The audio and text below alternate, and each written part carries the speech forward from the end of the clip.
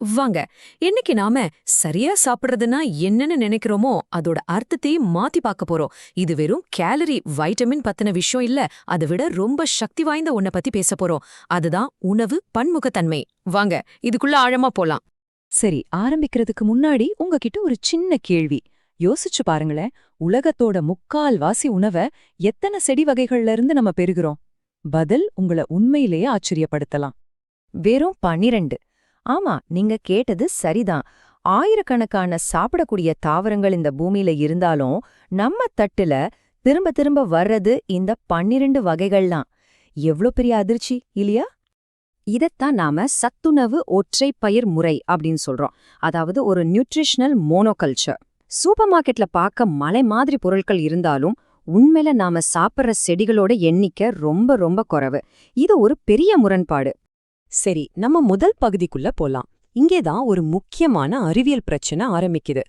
நம்ம உடம்பு பல ஆயிரம் வருஷமா மிதவிதமான உணவு சூழல்ல பழகிடுச்சு. ஆனா இப்போ அந்த சூழல்ல இருந்து துண்டிக்கப்பட்டு ஒரு நவீன உணவு பாலைவனத்துல நிக்கிற மாதிரி இருக்கு. இதுக்கு பேருதான் மாபெரும் துண்டிப்பு. இதனால நம்ம உணவை பத்தி யோசிக்கிற விதமே மொத்தமா மாறிடுச்சு. முன்னாடி எவ்வளவு கேலரி, எவ்வளவு வைட்டமின் மட்டும் கணக்கு போட்டோம். ஆனா இப்போ உண்மையான ஆரோக்கியம்ங்கிறத மரபியல் பன்முகத்தன்மையிலையும் நம்ம குடல்ல இருக்கிற நுண்ணுயிரிகளுக்கு நம்ம என்ன சாப்பாடு கொடுக்கறோங்கிறதுலயும் தான் இருக்குன்னு புரிஞ்சுக்கிட்டோம். இந்த மாதிரி ஒரே மாதிரியான உணவை சாப்பிடுறதால என்ன விளைவு ஏற்படும்? நம்ம குடல ஒரு அழகான தோட்டம் மாதிரி கற்பனை பண்ணிக்கோங்க.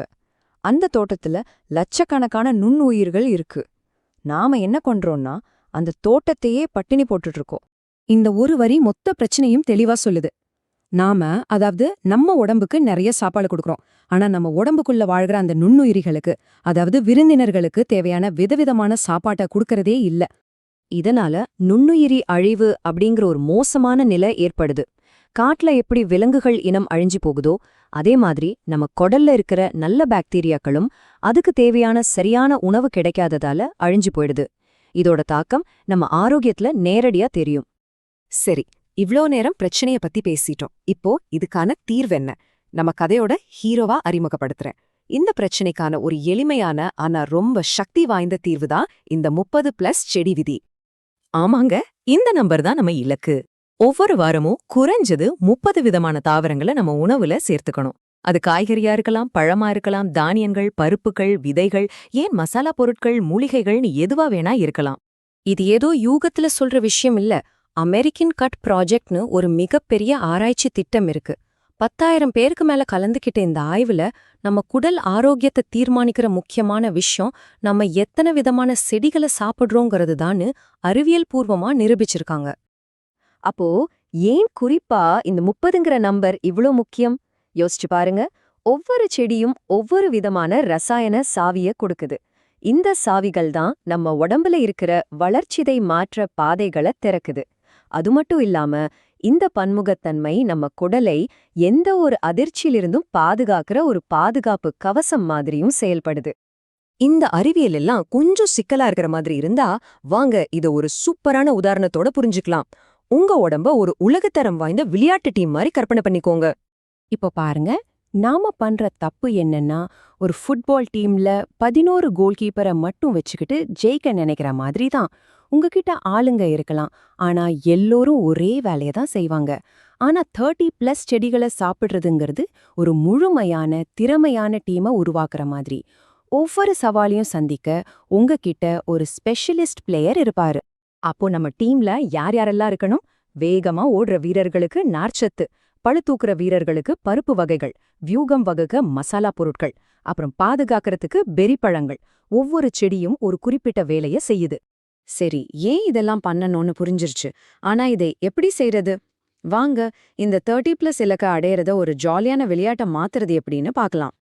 இந்த 3 சிம்பிளான டெக்னிக் ஃபாலோ பண்ணா போதும். 30+ங்கிறது ஒரு பெரிய விஷயமாவே தெரியாது. உங்க சமையலறையில இருக்கிற அஞ்சரை பெட்டியே உங்களுக்கு ஈஸியா பாயிண்ட்ஸ் கொடுக்கும். உங்க தட்டை ஒரு வானவில் மாதிரி கலர்ஃபுல்லா மாத்துங்க.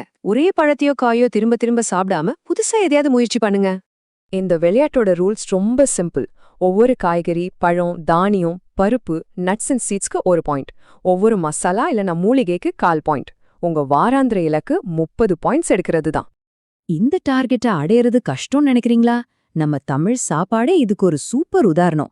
ஒரு சாம்பார் சாதத்தை எடுத்துக்குவோம்.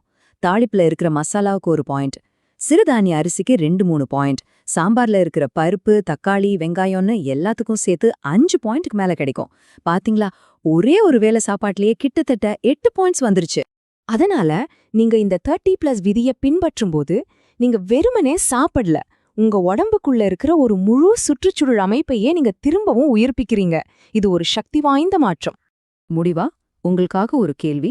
இந்த வாரம் உங்க உணவு பட்டியல்ல உங்க டீம்ல நீங்க புதிதா சேர்க்க போற அந்த ஒரு செடி எது? சின்ன சின்ன ஆரம்பம்தான் பெரிய மாற்றங்களுக்கு வழிவகுக்கும்.